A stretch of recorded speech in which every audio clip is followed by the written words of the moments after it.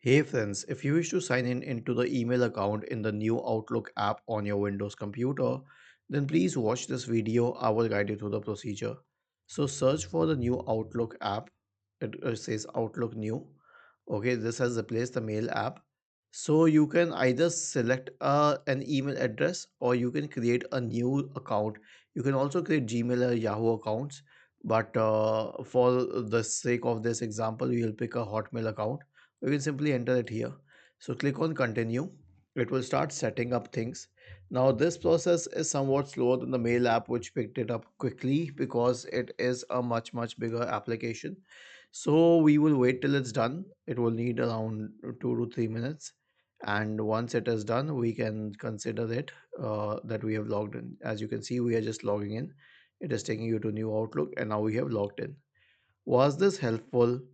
If yes, then please subscribe to the channel. If not, then let us know in the comment section of the video on how we could help you further. Thank you for watching this video and have a nice day.